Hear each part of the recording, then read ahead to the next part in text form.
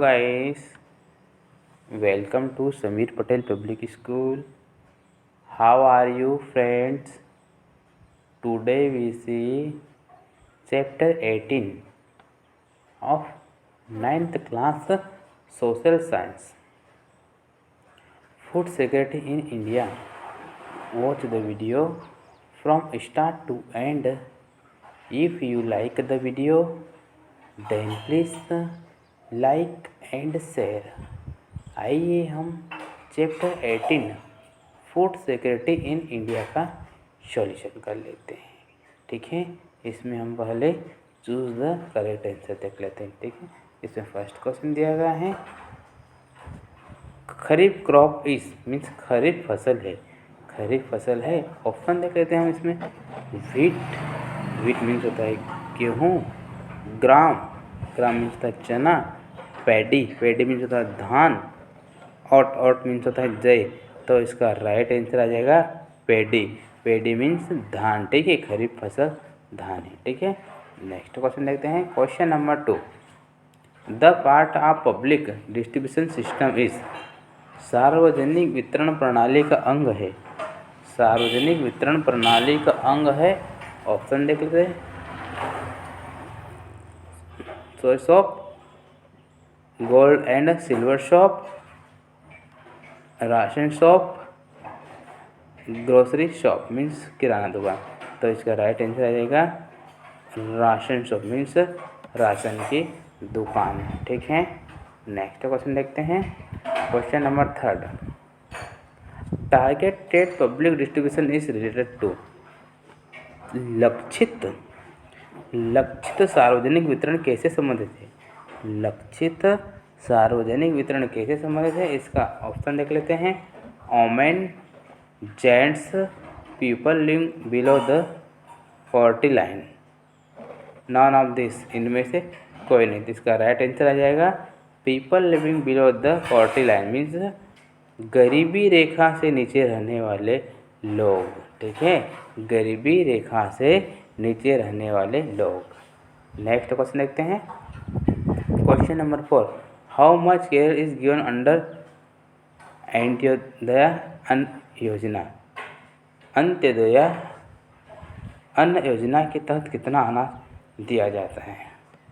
5 kg, 10 kg, 15 kg, 25 kg। तो इसका right answer आ जाएगा 25 kg। ठीक है, अंत्योदय अन्न योजना के तहत 25 kg अनाज दिया जाता है। ठीक है, नेक्स्ट क्वेश्चन देखते हैं। शॉर्ट क्वेश्चन में देख लेते हैं। Question number 1, right the name of course carriers.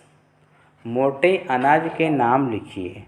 मोटे अनाज के नाम लिखिए। ठीक है, फर्स्ट में दिया गया सोरगम, बाजरा एंड मैल। ठीक है, ज्वार, बाजरा और मक्का।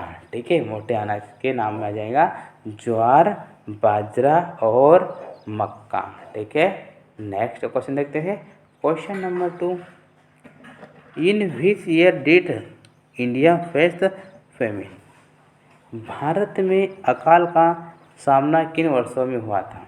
भारत में अकाल का सामना किन वर्षों में हुआ था, इसका आंसर आ जाएगा India had to face famine is the year 1835, 1877 and 1943। ठीक है, भारत को अकाल का सामना करना पड़ा था वर्ष 1835, 1877 एंड 1943। ठीक है, नेक्स्ट क्वेश्चन देखते हैं। क्वेश्चन नंबर 3,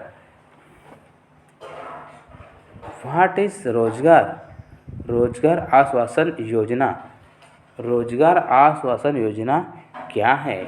रोजगार आश्वासन योजना क्या है, इसका आंसर आ जाएगा अंडर रोजगार आश्वासन योजना 100 days employment can be provided to 18-16-year-old unskilled labor so that they are able to earn and purchase food grains through public distribution systems। रोजगार आश्वासन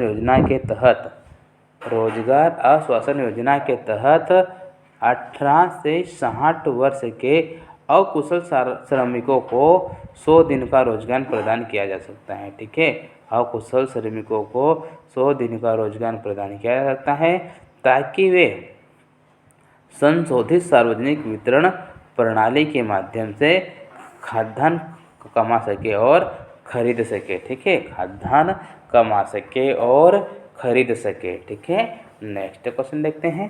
question number 4, what is meant bye minimum support price? न्यूनतम समर्थन मूल्य से क्या तात्पर्य है? What is meant bye minimum support price? न्यूनतम समर्थन मूल्य से क्या तात्पर्य है? इसका आंसर आएगा declaration of support price of agriculture crops means to give the guarantee of a minimum price to farmer for their crops.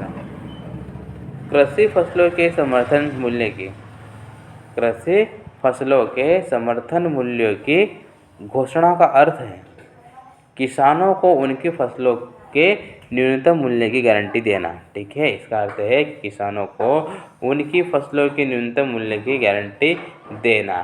ठीक है, नेक्स्ट क्वेश्चन देखते हैं।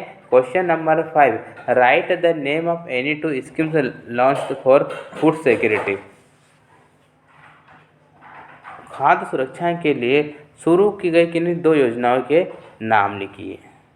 Right the name of any 2 schemes launched for food security. ठीक है, खाद्य सुरक्षा के लिए शुरू की गई किन्हीं 2 योजनाओं के नाम लिखिए। इसका आंसर आ जाएगा टारगेटेड पब्लिक डिस्ट्रीब्यूशन सिस्टम्स, लक्षित सार्वजनिक वितरण प्रणाली।